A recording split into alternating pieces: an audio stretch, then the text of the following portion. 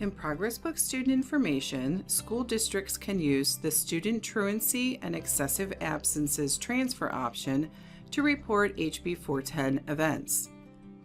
Events for EMIS reporting are based on data from the attendance calculations for each district and from the information entered on the Student Absence Intervention screen.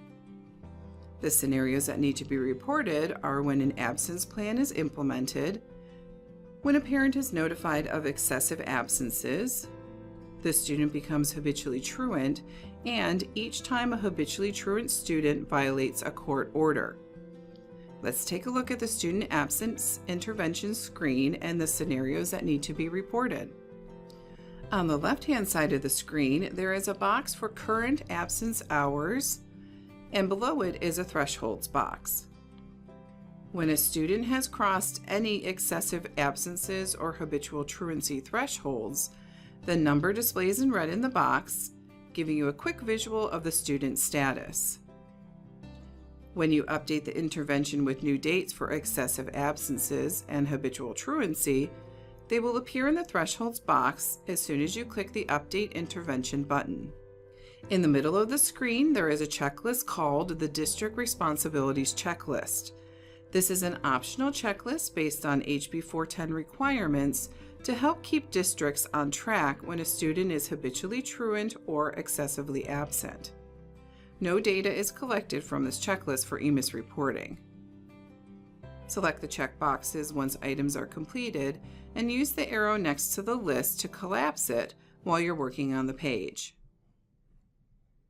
Below the District Responsibilities checklist is the option to add people to the intervention team.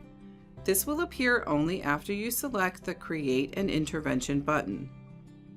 You can add a staff member, parental contact, or other person, like a truancy officer, to this intervention team. Be sure to add a title for each team member, as this will allow you to easily identify the members at a later date. The date that the plan was created on is reported to EMIS. The Parent Involvement section will provide a list of contacts for the student that can be selected from the drop-down list. You can use this section to track any type of communication the district has with the parents and guardians regarding the student. You must use this section to indicate that the district has provided the required written notification to the parent or guardian when a student has excessive absences. Make a note in the text box for each attempt to reach the contacts and add as many contacts as you like.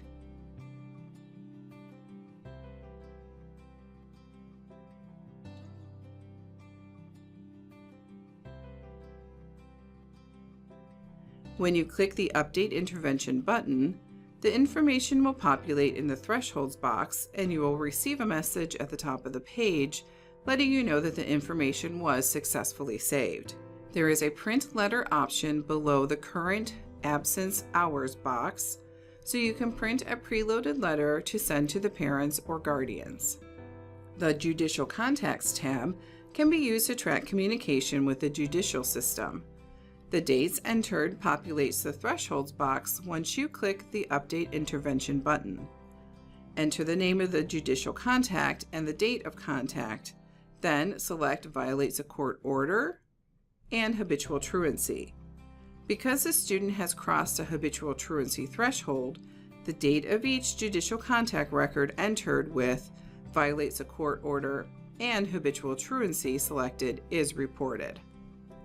Once all the required dates have been entered into student information, you are ready to report the events.